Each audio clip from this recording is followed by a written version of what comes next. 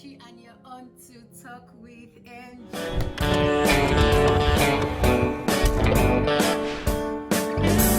Welcome back. If you're new here, welcome to the family. Today, let's talk about ghosting. Have you ever been ghosted in your life? Okay, first, do you know what it means to be ghosted? You know when you're friends with someone, you're in a relationship with a guy, you're in a relationship with a girl, and then boom, they vanish. They become the more spirits, ghosts, and then they just stop calling you, stop picking your calls, they start avoiding you. It's very painful. Like, I've been a victim of ghosting actually, and worse off, I've been ghosted by a girl. Just that. So you can imagine, for those of you that can relate, for those of you that have been victims of ghosting, I don't know, maybe you're the ghoster, maybe you're the ghostee. How would you just wake up one day and decide that, oh, you're not doing it again? Like, you don't want to be friends with me again, you don't want to be in a relationship with me anymore. And then you don't find it respectful enough to actually come to me and tell me, I'm sorry, you did this, you did that, I can't continue with you. I see those people as actually being highly irresponsible. Yes, because when people talk about responsibility, the first place your mind goes to is you're responsible if you can pay your bills, if you're decent at work, if you're maybe respectful. For me, responsibility actually goes beyond that. I mean, in your relationship, you should be responsible. Communicating things like this, having a decent communication on why you don't want to continue with someone actually goes a long way to show how responsible you are. If you started something well, why don't you just end it well? If you started being friends or being in a relationship with this person, why don't you just end it well? Some people feel like ending a relationship well is not worth it. Ending a friendship well is not worth it. If I offended you in any way, it doesn't hurt to just come and tell me, I'm sorry, I can't continue with you again. I don't like the color of your hair. And I'm like, oh my god, I'm sorry, I can change the color of my hair. And you're like, no, I've made up my mind. I don't like you because of the color of your hair. And I'm like, okay, fine. You know, it makes me at peace. It makes whosoever at peace, because you know the reason the person is leaving you. I just use hair as an example. It's actually very minor, but you know the reason the person is leaving you, and then it just keeps you at peace. But by the time you ghost somebody, do you know what you've done? You've made reconciliation so hard, because I don't know what I did to you. You don't want to say what you've done to me. Anything can happen at any point in time, and then when we see ourselves, it's just difficult to relate. Why? Because you have made reconciliation so hard. For me, I see people that ghost as not being mature enough to be in a relationship, not being mature enough to handle friendships. You know, they just act according to their feelings. They don't see reasons to go beyond and go an extra mile for their friendships and for their relationships. I see people that ghost as people that go into relationships for the wrong reasons, and so it's difficult for them to commit. It's difficult for them to commit to you. It's difficult for them to commit to the relationship. Why? Because they're there for the wrong reasons. And you know how bad you feel if you've been ghosted. Now, imagine how God feels when we ghost him. We stay a day, we stay a week, we stay a month, we even stay a year without praying to him, going to church, reading our Bibles, practicing his word, and we are just there. We wake up in the morning and feel, oh, it's a normal thing now. You know, we just take his grace, his mercies, his love, his kindness for granted. If we feel so bad when we are being ghosted by mere human beings, how much more God? How do you think he feels when his creation fails to acknowledge him as God? Some Christians are Christians for the wrong reasons, and that is why it is so difficult for them to commit to the things of God. They are highly irresponsible when it comes to the things of God. And you hear people say things like, I beg you, forget that thing, who Christianity help? Ah, guy, never see wetin go make you pray.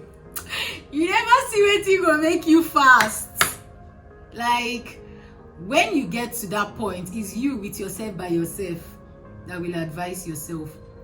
But the point is, whatever is priority in your life actually takes preeminence. Like when I started earlier, I made you understand that, okay, if someone is ghosting on you, the person doesn't love you enough to see you as priority. The person is self-centered. You know, you're just in a relationship for the benefits. When you no longer feel interested, you feel, oh, I can move on. Some of us treat God as though he were some emergency funds in a bank.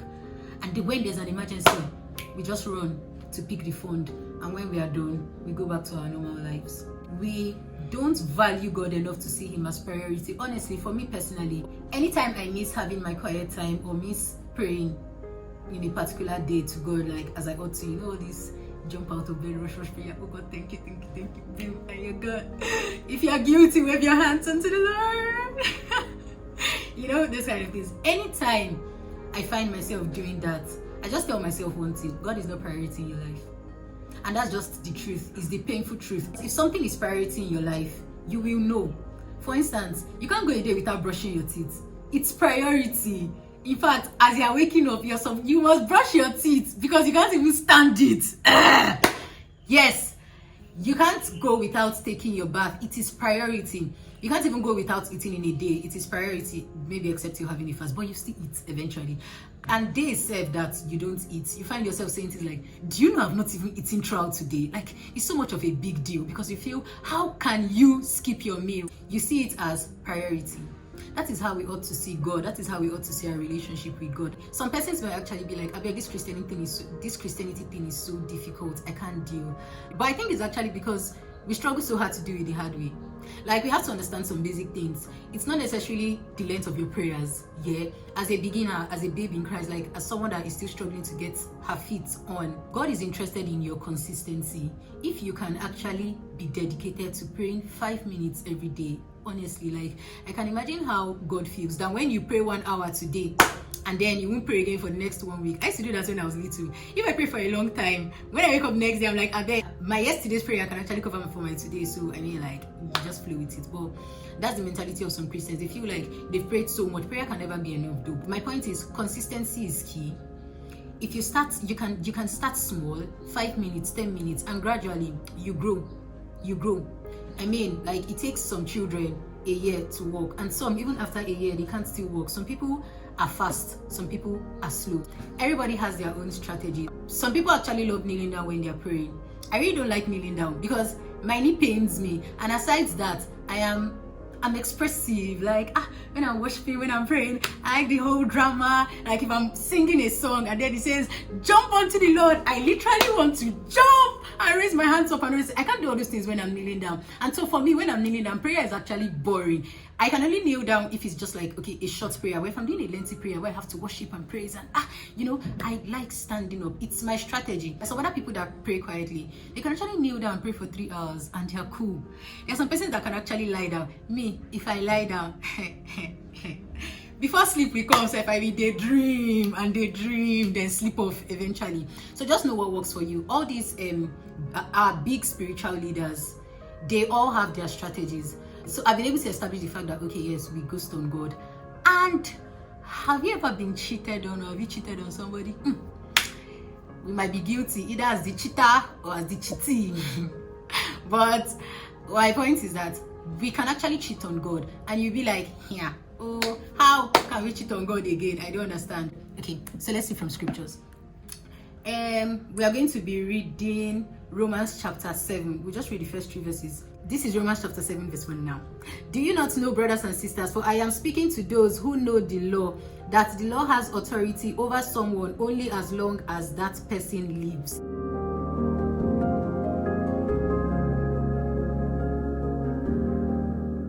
Before I proceed, you know that in scriptures, our relationship with Christ, he always likens it to marriage. From the book of Hosea, you can tell that, okay, he likens our relationship, that's our relationship with him, to marriage. And also, remember the story of the 10 virgins, when he referred to himself as the bridegroom and we as the bride. And also in Ephesians, when he says, husbands, love your wives as Christ has loved the church, so we are the church. So our relationship with Christ, he likens it, he always likens it to marriage. So indirectly, we can actually say, okay, we are married to Jesus. You know that song we used to sing when we were small? I'm married to Jesus, I can't leave me alone. Okay, so we're actually married to Jesus. So let me proceed. Verse 2 says, for example, by law, a married woman is bound to her husband as long as he is alive. But if her husband dies, she is released from the law that binds her to him. Verse 3 finally says, so then, if she has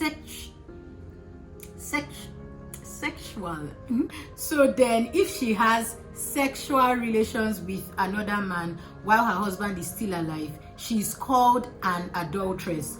But if her husband dies, she is released from that law and is not an adulteress if she marries another man. So if a woman is married and then she has sexual affairs with someone outside her husband, it makes her an adulteress. But if the husband dies, she's free to marry anybody she wants to marry and sleep with the person, and she's not considered an adulteress. But for the moment she's still married to her husband, having affairs outside her marriage makes her a cheat. That is how it is with God. Now, look at it this way. You give your life to Christ, you're born again. Saying the sinner's prayer alone is like the vows you say on your wedding day. So you say, oh Lord, I surrender to you. I acknowledge you as my Lord and Savior, to serve you, to love you all the days of my life. And then you begin to have affairs that are contrary to the vows you make to God. Each time you sin, each time you lie, each time you fornicate, each time you commit adultery, you're having a relationship that negates the vows that you make to God. And so what does that make you? It makes you a cheat.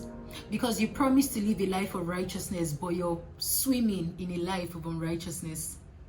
And so just like this illustration I just gave, the man has to die for the woman not to be called an adulteress. The man has to die for the woman to be free to marry whoever she wants to marry. As Christians that have made vows to God, there are only two conditions that can actually make you negate your vows to God. One is if God dies, and you're on a long thing. God can never die, so we are stuck with him. Yes, that's one. And secondly, if you renounce your faith, because if you deliberately commit yourself to something and make vows, then you must also deliberately renounce it, like leave it, end it.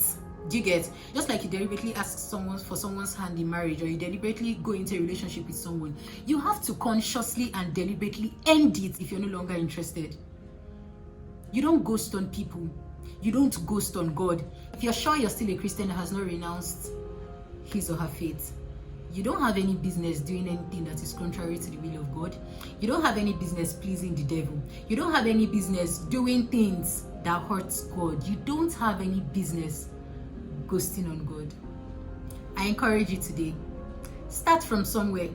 Your 5 minutes consistent prayer means a lot to God than not even praying at all. Remember, he left 99 to chase one lost sheep. That is how important you are to God, and he's willing to help you grow. Stop ghosting people. Stop cheating on people. Stop ghosting God. Stop cheating on God. If you liked this video, hit the like button. Subscribe, please.